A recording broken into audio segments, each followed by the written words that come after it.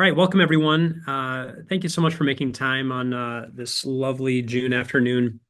My name is Easton Kaboshik, and we want to welcome you to the Fish Plus webinar on the benefits of a fully integrated aquaculture system. And this is a project and a concept that's been in works by the soybean checkoff for a couple of years now, and we're really excited to bring it to more audiences and discuss the benefits and opportunity that we see, and then also, of course, have a discussion and some feedback with those of you who might be interested in and/or how to get this to actually take root and benefit U.S. aquaculture. But before we get started, my name is Easton. I serve as the executive director of the Soy Aquaculture Alliance. I'm joined today by Dr. Jesse Chappell, who I now consider a friend. We've been together and spent some time traveling, and it's been a pleasure to learn from Dr. Chappell over the years. A couple of housekeeping things before I have Jesse actually formally introduce himself. One, this is a webinar, obviously, and it's being recorded, so it'll be available afterwards to anyone who wants to reference that. It'll be on the SAA website and distributed by our newsletter after this. But anytime if you need a copy, just let us know. And then second is this is always intended, obviously it's difficult to have discussion or conversation in a webinar, but you're all muted. And if you have questions, please use the Q&A function at the bottom of the Zoom screen. There should be a little button there. And we will try to answer those as they come in today, probably, or as best we can, just because there's a lot to cover and a lot of interesting topics. But we'll do our best to answer those and really hope and encourage your engagement. The last housekeeping thing, all of this wouldn't be possible without U.S. soybean farmers and the U.S. soybean checkoff. So both the project that we're gonna discuss today was funded by U.S. soybean farmers, and then this webinar, of course, and Soy Aquaculture Alliance as an organization is here because of the soybean checkoff and fully funded by soybean farmers. So all credit to U.S. Soy and our 11 state members, and of course our partnership with the United Soybean Board, WISH, USEC, the U.S. Soybean Export Council, and the American Soybean Association. So with that, Dr. Chappell, welcome. How are you today? I'm doing well. I'm down here in sunny Alabama where it's toasty, shall I say. Today is much better than yesterday. It was really oppressive yesterday. I was moving some bees in the morning and I about had a heat stroke. It was so warm, but today it's much better. But Good. in the world that we're in with aqua, I mean, if you're smart, you can kind of stay wet all the time, so it's usually a pretty good thing. Just as a matter of introduction of myself, I grew up in central South Carolina, incidentally on a farm where we grew quite a few soybeans, and my dad was one of the pioneers in what we now call minimum tillage. Did that in the early 60s and mid 60s, and imagine in those days you trying to get somebody to try something new was pretty difficult, and a lot of the farming community never did anything with it until the mid 90s or later. So anyway, I guess from the reason I mention that, I guess from that I get my innovation abilities from my dad. I went to Clemson and Auburn, did my academic work there, and then went to work in the private sector for the next 20 or so years, 22 years, mainly working in catfish production, and then and into my own hatchery world where we marketed all kinds of fish all over the world, mainly as seed stock, if you will, rather than as food fish. But over the course of doing that, I learned a lot about what some of the problems are and some of the question marks in the commercial sector, why we face what we do. And so when I went into, I'm going to call it semi-retirement, and left the commercial world and went back to working at Auburn in about 2001, I was able to kind of focus on some of those problems and try to develop some solutions as to how we in the United States can be more competitive in that aqua space. So over my work as an extension guy in Auburn, I was able to do a lot of that, see a lot of things, and actually bring in some R&D, research grant monies to do some of the things that we that we now are focusing on. And one of the things that Easton and I were able to see together is what we call IPRS, or in-pond raceway systems, which is a concept that we developed here at Auburn as some. I mean, it didn't all begin here. It was work done at Clemson and some at Mississippi State and some done here. And we kind of pushed it up to more of a commercial level and started working on it here in the States. We tried to get guys to adopt that for probably 10 years, and we still talk to them. I mean, we'd love to have them do it, but they're a little reticent of doing it, like what we were talking about with minimum tillage. But the international sector now is a completely different story. We started talking about it in China in 2012. And since that time, right now, there's probably 15 to 16,000 systems installed in China. But not just China. The Southeast Asia has a lot of development there with this particular in-pond raceway system technologies. Latin America as well, some in the Middle East, some in Africa. So it's global. And it's a technology that's been supported by soy. And the soybean farmers have put that on the map, and I think have allowed that kind of technology to see the light of day in places it would not have. And they're utilizing in a lot of these places that we go and teach it. These are places that buy U.S. soybeans. So we want people to do well in their business, but hey, if they buy some U.S. soybeans in the process, so much the better. Yeah.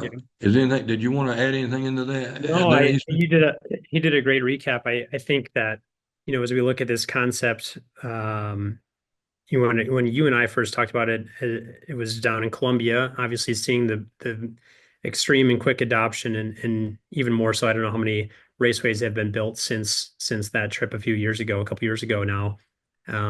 But I think the project we're about to talk about has a lot of parallels, right? In that we see this as an opportunity for here in domestic production.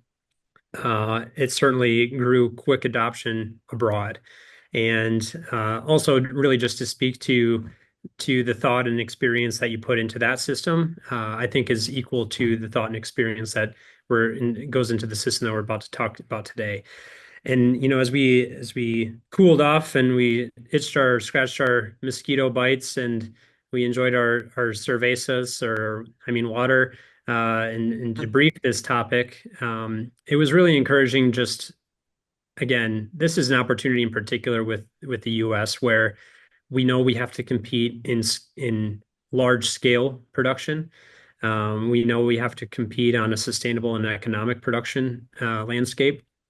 And then all of that is driven by a model of efficiency and of course profitability. And I think what I was intrigued most about this is it pulls all of those things together.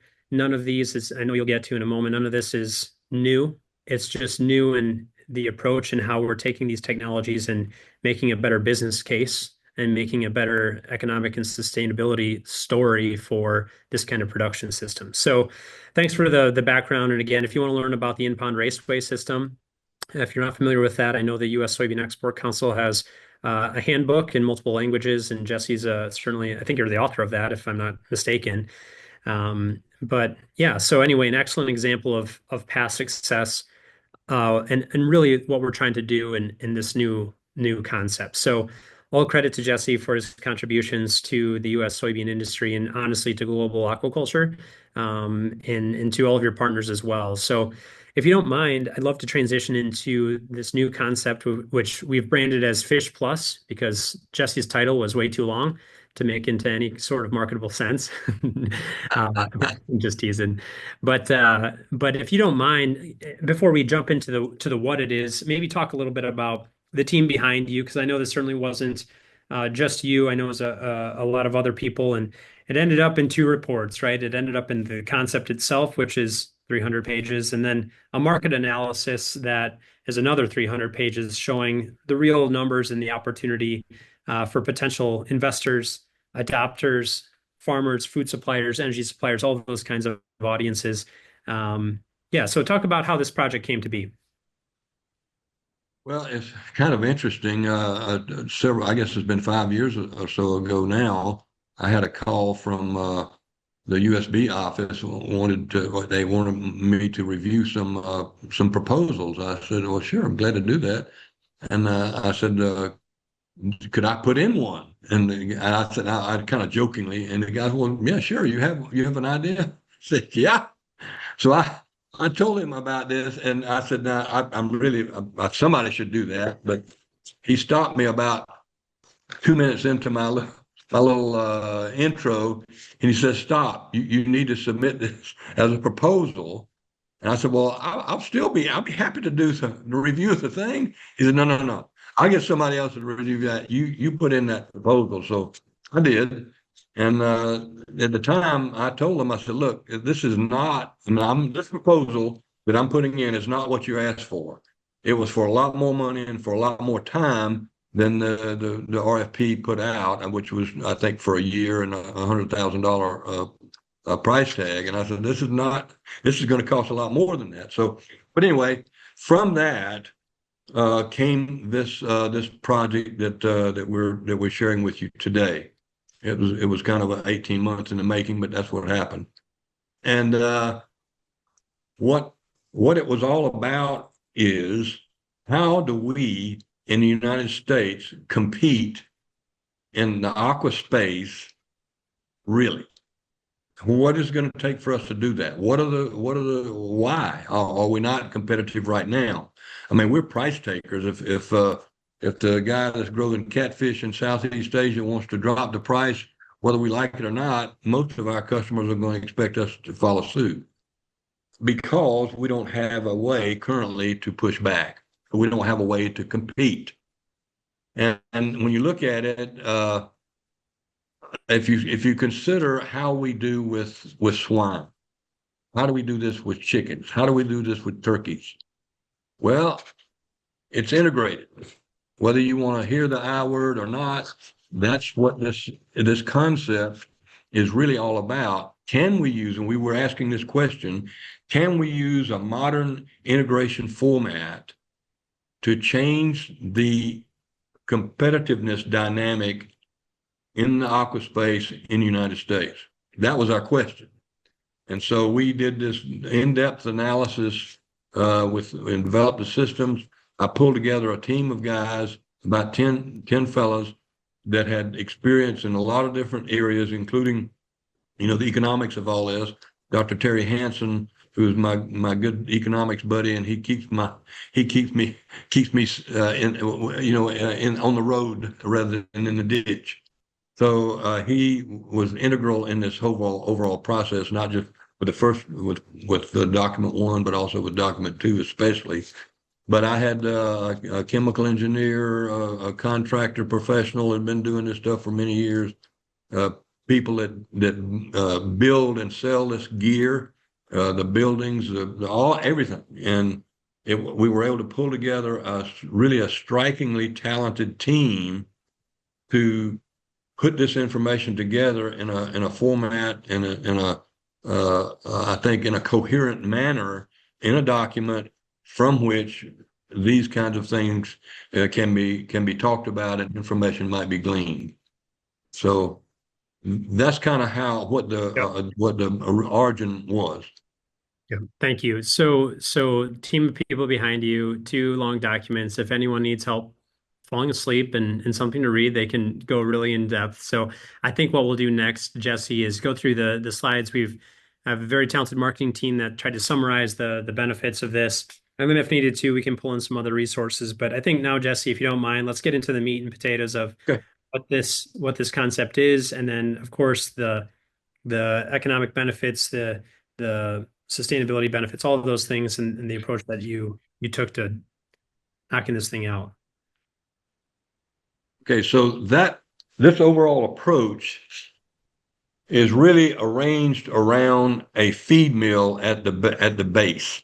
So you can see the feed mill back in the structure. This is just kind of a stylized drawing, just to kind of get your mind thinking about it. But this is all arrayed around a feed mill on a single parcel of property, we figured, okay, you could do what we're describing here on about 15 to 1,700 acres easily. And but in the center of the thing, not necessarily the physical center, but the economic center of it is the feed mill. And in today's feed milling, and we put together a very modest mill, but in today's feed milling, we can literally move the feed to our production systems pneumatically if we want to, because they're literally out back of the feed mill, 50, 75 meters away.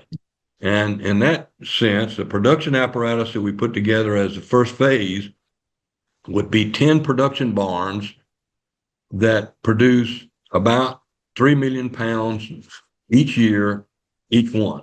So the product output, raw live fish coming out of that, would be about 30 million pounds coming from a feed mill that is dedicated to do it, make the feed in real time, and we can deliver it out. We actually, instead of doing it pneumatically, I said, okay, let's put a truck in here just to make sure that we're not being too cute with this whole thing. So we have a feed milling dedicated truck bringing the feed to each of those 10 production barns. It's hard to see all this in this picture here, but So I was going to it's say, trust Jeff, me. would it be helpful if I shared the scheme from Yeah, your yeah. Go ahead and do from that your report? while I talk. Easton is going to pull that up.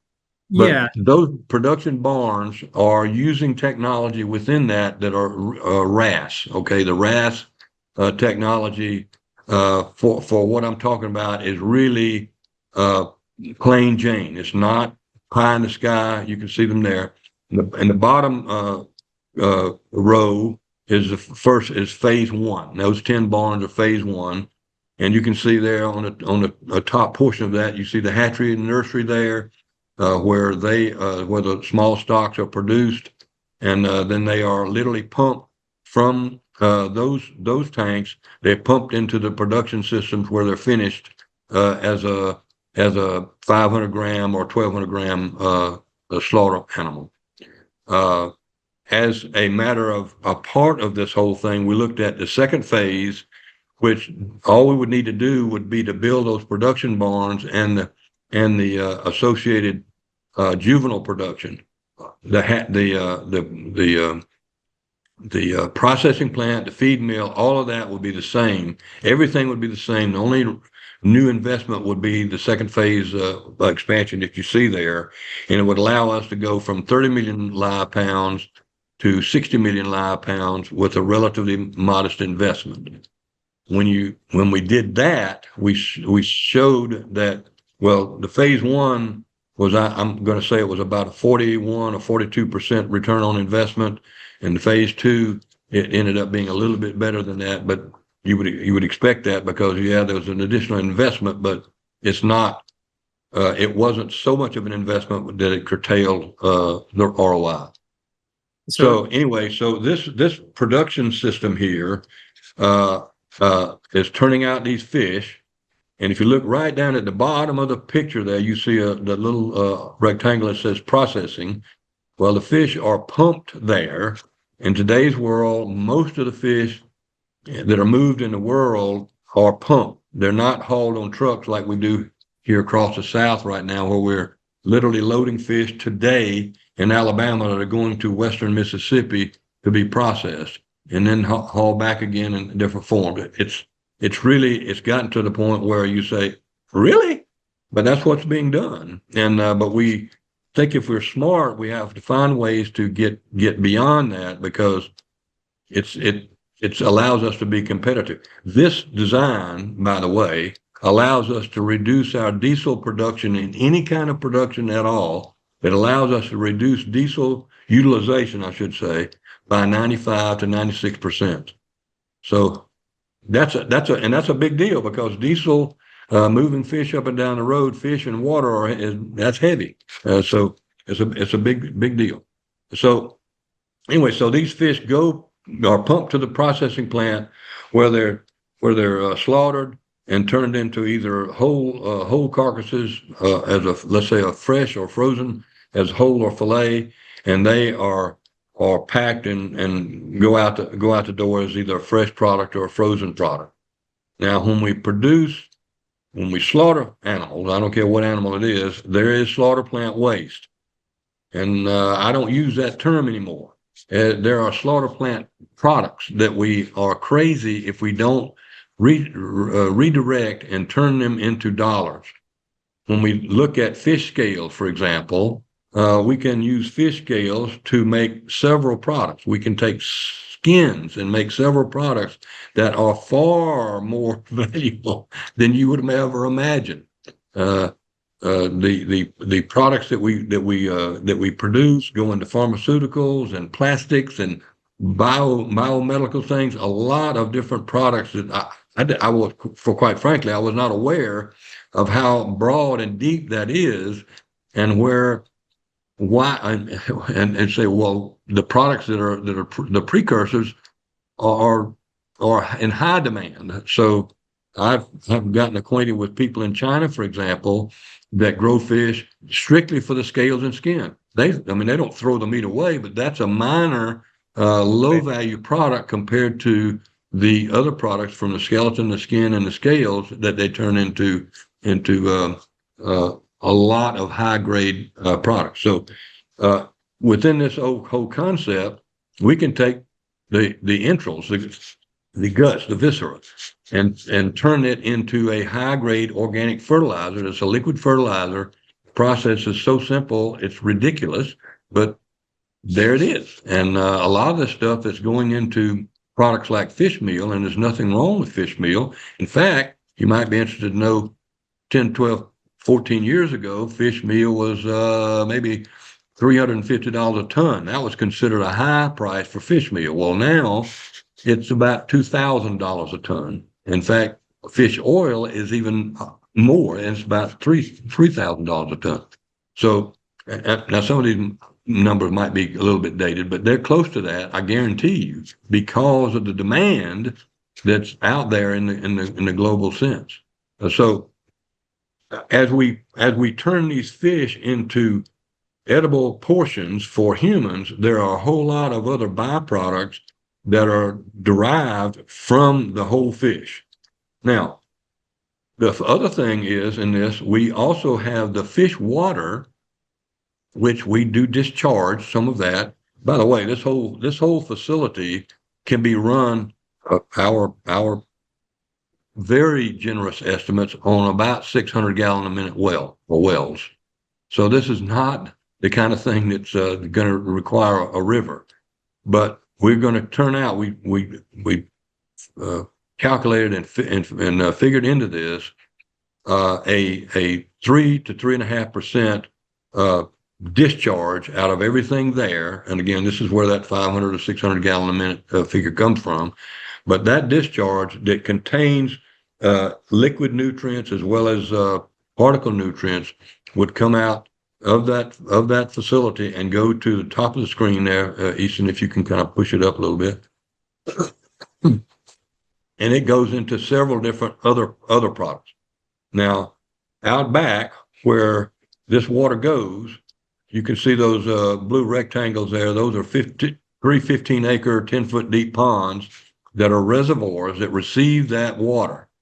And it can go from the production systems there directly or indirectly, or it can be filtered and go through. Let's talk about those green circles there. Those are irrigated crop circles, if you want to call them that way. And the best that we could come up with let's say in South Alabama or Southern Georgia or Southern Mississippi, the best economic return was on high quality Bermuda grass hay. That sells for really good money nowadays, but you can also grow sorghum. You can grow triticale. If you've got a dairyman right next to you, he would love to buy triticale from you, but it's all kinds of products we can grow. There's a product called miscanthus. If you're not familiar with miscanthus, that is a biofuel plant that is being grown. It's a giant reed, and you cut it, and you can use it to heat systems. But what I learned was it is probably the second, maybe third level of economic success compare behind Bermuda grass hay. We can purchase from many sources across the South what's called waste wood, and that means sawdust, bark, and stuff like that that are ground up and are used in most industrial processes down in this part of the world all the time, every day, because it's much cheaper than even coal. Now, we've got coal mines in Alabama, and I figured when we first started in this, I thought, oh, we'll be using coal, to heat the overall apparatus in the wintertime. No, coal is twice the price of waste wood nowadays. And so we can get these BTUs and use that to warm our tilapia systems in wintertime and do so with very good economy. Now, could you do that on a small scale? Yeah, you could, but the bigger scale makes that scale is really important so that you can actually tackle these things in an industrial sense. Okay, so if you scroll back down just a little bit, Easton, you can see there on the lower left quadrant, we also included a 250-acre field crop where we would grow winter crops not in winter obviously, and those would be cabbages or collards and things like that in the wintertime, and in the summertime it would be watermelons and tomatoes grown outdoors. Well, in the greenhouse area down in the very lower left, there's 50 acres of greenhouses there that we designed that are what I would call the very high ceiling greenhouses that are Dutch type greenhouses where we projected to produce tomatoes. Let's see here, I forgot now. Besides tomatoes, anyway, 2 or 3 crops there, and those would be grown throughout the winter. Tomatoes and lettuces are primary there, and those are grown year round in that space, and it would be warmed, using the waste wood from our boiler system that's there on the property. So all of that production, whether it's field crop watermelons or tomatoes and lettuces and that and in the indoor greenhouses, those products are grown and largely it's a very legitimately integrated system where we're utilizing water on a second or third use in irrigating them. The nutrients that are there we utilize. We certainly are not going to be able to do that without any added fertilizer, but we'll utilize what we have and not have it be a waste product because it's too valuable to be considered as a waste product. So in the final analysis, no water leaves this site. 0 water leaves this site.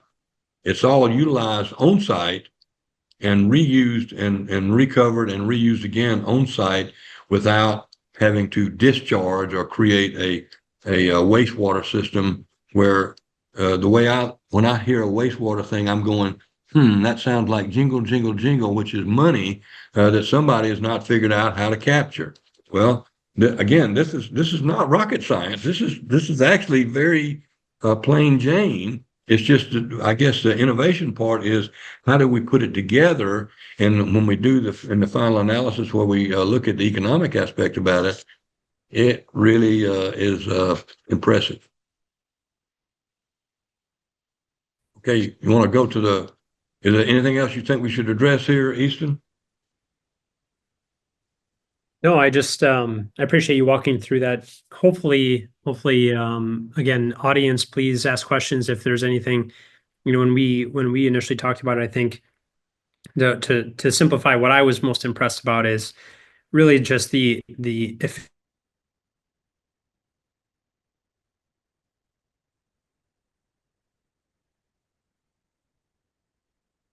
You cut out now, Easton, if you can hear. Lost you.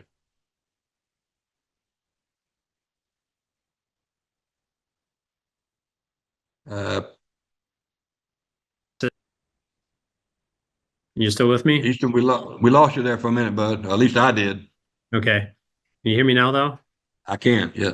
Right. I'll back up just a second and say, One, thank you for walking through that. When you and I spoke, two things that I was most impressed by was just the efficiency through integration. So feed through final fillet of having all of that on site, right? You're getting both an economic and a sustainability advantage by having those right there. There's no, as you mentioned, diesel, but I think energy, water, all of those things, even product quality are improved by having it in one place. Second, I appreciated the intentionality behind how this is modular. You mentioned it briefly, but you have it in two phases here, but I think there's even additional phases in how you scale this and how Yes, flexible of a system it is. So depending on who the adopter is, or if it's a large grocer, or if it's in the South, or if it's in the Midwest, or wherever it may be, is going to be optimized for that geography, both in species and in these secondary, tertiary products that make this a better absolutely. holistic business. So I just want to reiterate that. And then, you mentioned too, the flexibility in the energy side and in the water side. I think again, this is that gets down to the details of where this site or where this system would be Yes, located. I just didn't want to, there's room for optimization depending on which, both the market and on the location of this kind of absolutely. so no, I think that's most helpful. We do have a question. I understand the pieces and appreciate them. Can we do a smaller scale successfully? What drives the scale? I think that's a great question. How small could this be and how large could it be? That is a good question. To get the feed mill that we selected, uh, the original one, what we call it phase one, we run a single shift, and it turns out, let's see here, 20,000 tons of feed a year. That's in a single shift. Okay. So that is a very, very modest feed mill. But remember, when you cut the scale down, some of the economics begin to, I think, become a little bit less strong, if that's a term. But so could you, let's say you develop a feed mill that puts out 10, 12,000 tons. Yeah, I think you could. But then you start looking at, okay, does it make sense for me to be putting in a waste wood burner to do all to warm these things in the houses in the wintertime. So these are the kind of things that economics, we tried to put it honestly at the smallest scale that we thought would potentially be very viable. It turned out it was a lot more viable than I thought. Yeah. But it's still I think it's on the lower end of that. Now, when you start running the feed mill two shifts, for heaven's sake, that's what you would want to do with the feed mill anyway, right? So So would it be safe to then say, I think the Jesse, economics and overall cash throw off is even stronger. So would it be safe to say, that depending on the feed mills may dictate the economics and the size of the operation. It's obviously more efficient. You designed it to run one shift, so it's the size that supports 20,000 tons of feed yeah, per year, right? yes. But there's again, you'd have to do almost a secondary and site specific analysis to get that specific answer. But it sounds like that's what this model is focused on. Yeah, yeah, I think so. But again, the other part, the energy that we would use Right. to maintain the thermal parameters, that's another aspect about this that I think has a great deal to do with the economic success. I think so. What I might do, hopefully that answers your question, Glenn. We have a couple of other questions on. Actually, we'll do from Rebecca Lockman. Are you able to use any of your processing byproducts in the feed you produce on site? Uh, to answer your question, I say yes, we could, but we chose not to do that. I, I'm a fish head. I'm a relatively I don't know some of the details of what transmission and tomites and all these things that might go through feed mill that would be coming from a fish meal that was coming from the same species. So with with most of tilapia, we're not using a whole lot of fish meal in the diet anyway. So in that respect, we did not include that aspect where we would run the byproduct where we generate fish meal and put back into the process. We did not do that. Great question. So we have another question on investment levels and sources. I think that would be a good transition back to the slide deck because you have a nice visual of the economic opportunity in this. So I will stop sharing my screen and webinar team, if you don't mind going back to the president PowerPoint. Perfect. And then I think maybe, I guess I don't know what the next slide is, Jesse. This is your presentation. So I don't want to jump over anything else. Well, again, we'll just kind of hit this slide one more time. This is a recirculating aquaculture system that's integrated, and it allows us to do a lot of things on a single property and eliminate a whole lot of waste or unnecessary expenditures. So, and we're able to utilize, because a lot of this stuff you can't really transport because it's not economical to transport, but you certainly can use it on site. So, and then you say, well, what comes out? Well, yeah, we got the frozen fish and that. We got these byproducts. Go to the next one there, and please, next slide. There you go. And we got these byproducts, high value medical and cosmetic things. You got fish oil and fish meal if you want, vegetables, other plant products like Bermuda grass and triticale or other livestock feed. All kinds of things that are coming out of this stuff that are highly marketable, especially in today's world. Go ahead and go to the next one, please. Okay, so when we think about this as a stewardship, and you can go on ahead to the next one, a lot of this, when we think about stewardship, there's a lot of thought that goes into that. And the way I think about stewardship is, if I don't have to waste something, that means I didn't necessarily have to buy more of it. So when we produce 2 pounds of fish per gallon of water annually, and what we would utilize in this kind of a sector, we're really finding ways to interlock economic and environmental synergy with this kind of system that allows us to produce a lot on a given piece of property of a high quality suite of products, not just a single the tilapia or what. I mean, guys, I will say, we developed this around tilapia. It doesn't have to be just tilapia. Please understand that. All right, so, and we're able to recycle a lot of the products that are, I would call, byproducts of this kind of production, where we fully utilize the water. We don't have wastewater. We were able to utilize all of that. We don't have waste nutrients. We don't have waste heat. We collect that all. So we're able to utilize that in such a way where I think the environmental stewardship and synergy with this kind of project is striking. So let's go to the next slide.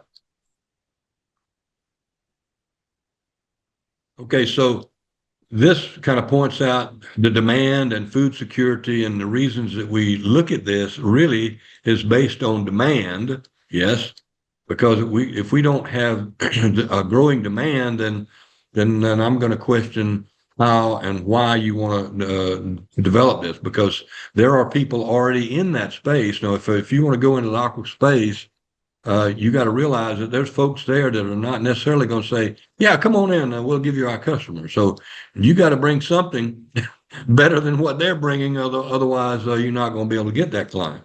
So go on to the next slide and let's see what we see there.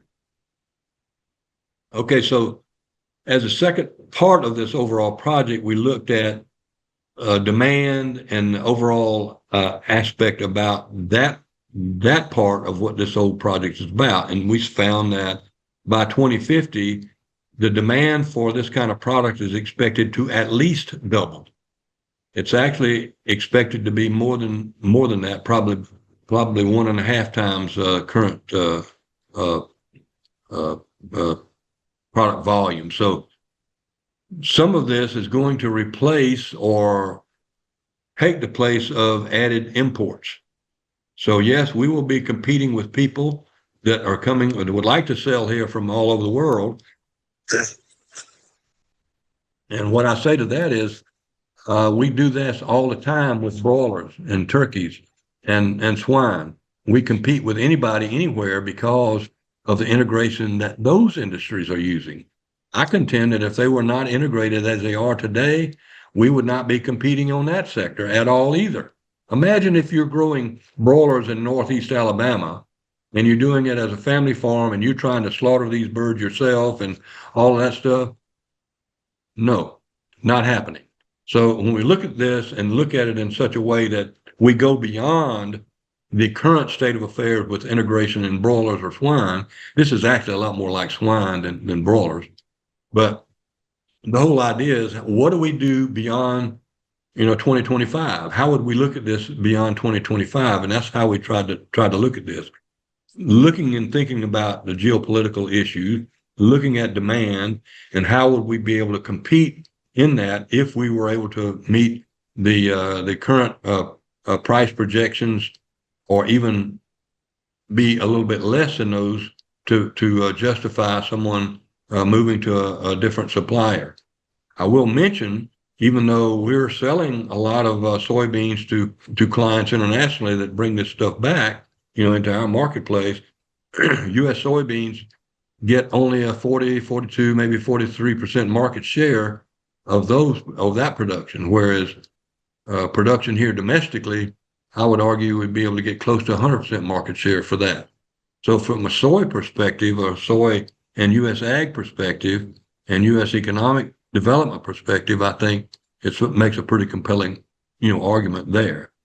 But we still have to be, whether we like it or not, we are in a different world than we were when I was growing up in the 60s and 70s and looking at aquaculture in a really new way out in ponds and all that stuff. And I still like that. Don't get me wrong. And I'm not anti-pond. I'm just saying this type production allows us the opportunity to do this in such a way where it's really, really, shall I say, animal friendly, and allows us to meet some of the issues head on that some people frown about when they look at animal production in today's world, especially the United States. I don't want to get too pointed here, but I mean, a lot of times we're complaining about things with our mouth full. I'll put it that way.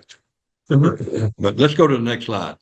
Yeah, Jesse, I want to make sure, just for the sake of time, we're coming about 12 minutes left in our scheduled time, and we usually run over. Okay, perfect. This is where I want to make sure we get to it in the economic. Two questions, and I'll have you address these as you go through. One is there a financial analysis that accompanies this proposal? I think the answer is yes.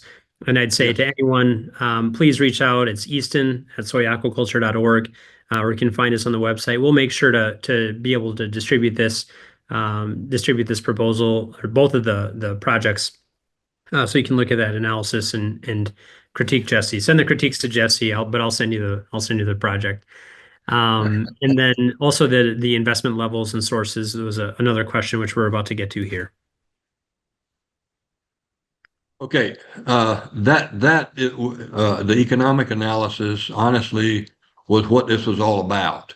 We wanted to put together a vision, shall I say, and do the economic analysis. And as I was saying, my great friend Terry Hansen, who is a world-class aquaculture economist, was the guy who did the financial analysis on this whole thing. And through that overall process, we were able to I would say, bring the financials into much better focus than anything that I personally have seen in this space in my career. So the financial analysis, if you're interested in that, I would encourage you to get a hold of these documents, because it's deep and wide, and I think it's really the most important part of this. I mean, yeah, I get excited about the production and processing and all that stuff, but in the final analysis, if the dollars don't work, all that crazy stuff that Jesse Chappell said doesn't matter anything. So we Yeah, I'll go ahead. interject too and say to everyone listening and interested in that, we'll make sure that's part of the follow-up and the thank you email. We usually share the recording and everything. I'll work with our marketing team to link both of those resources and make sure they get it to you. Yeah. So in the end, we found that we were running in about 40% to up maybe as much as 40%, 5% ROI uh, uh, from I'm gonna say a $206 million investment. I think that was what the price tag was going into the phase one. That's a fair a lot of money. It's a lot of money for an Alabama boy, but there's a lot of people that have the capital that can apply to this and understand the marketing aspects about it and how you can make this turn into a very good business. It is I think that's on the certainly, yeah, go next ahead. slide. Go ahead and go Yeah, to the next slide. There's yeah, one that really lays this out well. yeah, Perfect, right here. yeah, exactly, exactly. So we looked at this as a standalone, as you can see there on the middle part, as if we looked at that as is done today as a standalone thing, and we found out that it was about a 41% loss. It did not work at all, and we tried it. We tried to make it work, but it just doesn't work within the context of what we're trying to do. And if we do that in a non-integrated way, it just doesn't come together.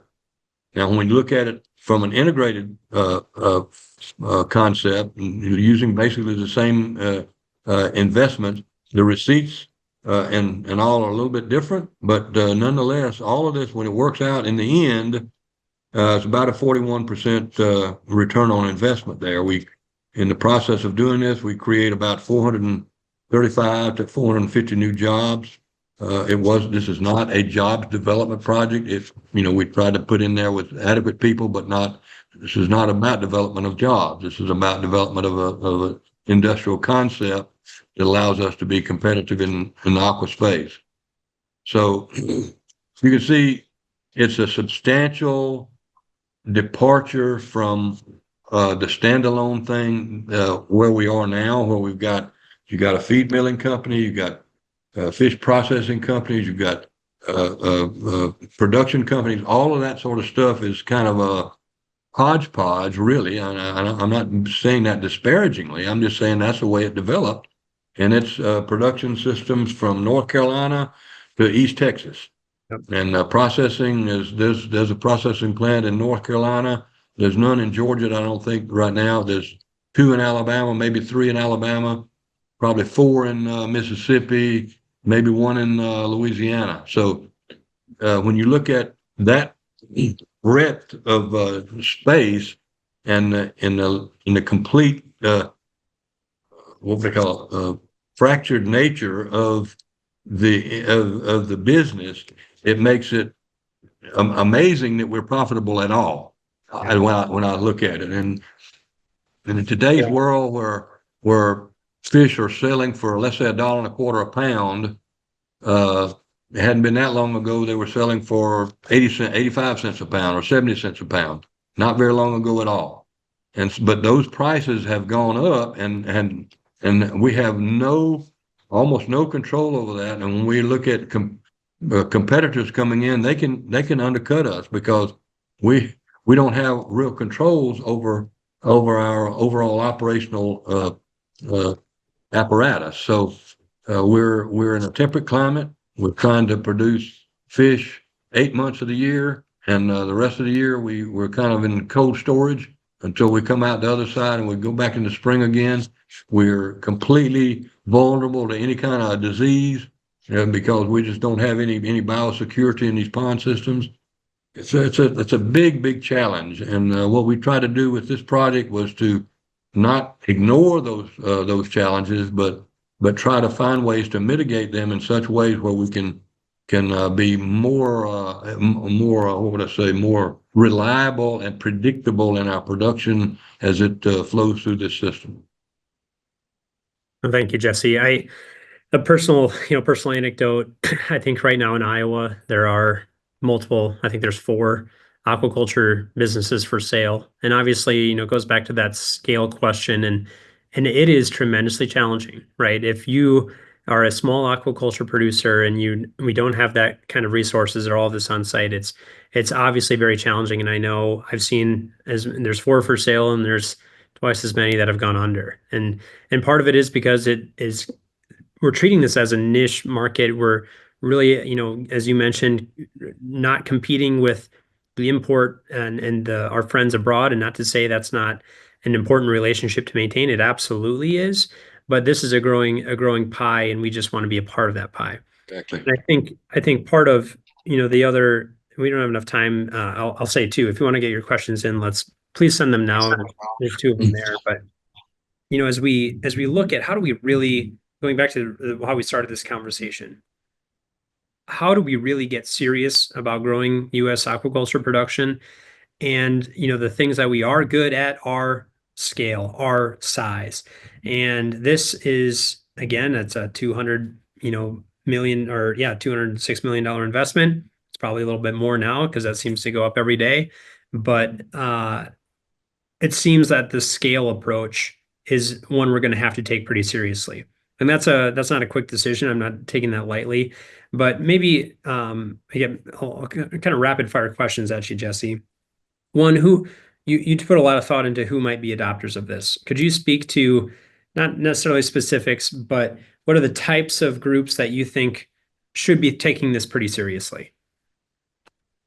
Well, I'm going to say, just again, a quick response here, people that are already in the protein production and marketing space, those are, I mean, that's what they do, and that's what they have to do it at scale, or because if they don't do it at scale, they're not going to be competitive. And so those are the first ones. There, certainly they could be investment groups that are completely not in that space right now, and that have vision about how and where our food is going to be coming from in the future, and can see an opportunity like this. But I guess I would say that would be, this is just Jesse, but I mean, I'm thinking that would be a little bit less likely than someone that's already in the food space, or especially in the protein space, to adopt something like this. Excellent. And I know you mentioned, yeah, so investment groups, protein producers, potentially large grocers, um, Yeah. yep, energy, those kinds of groups. And the other part of this is, and we didn't have a lot of time for this, but this is also an education opportunity, a talent and a workforce development opportunity. I know part of your passion, part of certainly our passion is educating and creating the talent pool that it takes to make something like this successful and create those jobs and that opportunity. So I just want that's more in the report, but I just wanted to maybe speak to that, and I'll get the next question ready here.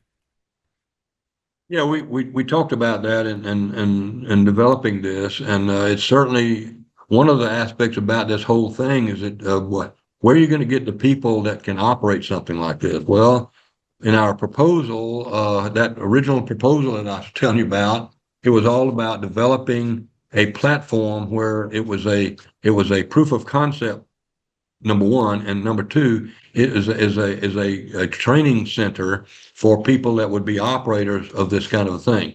If I were investing in it, if I didn't have access to something like this, I would absolutely spend the money to develop it myself, because the personnel on anything, especially this kind of thing here, where it's not, you know, not something that you get training on in high school. I would absolutely have a training center on our operation to make sure that our personnel are cross-trained in two or three different things, and we want to encourage them and incentivize them to be the very best of operators. Great, Jesse. So let's go to our questions. So first one, how can water quality parameters be efficiently managed in the system, especially when combining species with different ecological needs? Well, with this one, we're not talking about, we're only talking about one species in here right now with tilapia. Now, if we were doing something else where we had another species, I wouldn't be having them mixed in the same space. Not at all. There's there's too many other challenges. We don't need to do that. But certainly, the environmental aspects about this, we put in the the equipment, the RAS equipment that's necessary for this. In fact, the ones that we put in are the largest ones built in the world today. And the whole idea was to put in place the equipment like a D9 Caterpillar when I'm wanting to push down a big oak tree. I don't want to be playing around with a D2. I want to have more than capacity to do it. And these systems that we put into this project, and by the way, the price tag, they're not cheap. But the whole idea is to have them to be more than adequate to the job. We certainly put in that we know we're going to have to discharge some water in that, but that's okay. But our biofiltration apparatus is the biggest and best in the world. And we're right at our time here, so let's do one last question, which I think is great. What about permitting and legal infrastructure? How much thought have you given to that, and is it included in the report? Honestly, we didn't put in a whole lot of time with that. We are aware of it. I did discuss this with some of the ag people around the southeast, and they were saying, "Well, you're gonna put this in barn? Do you have any wastewater?" No, no wastewater.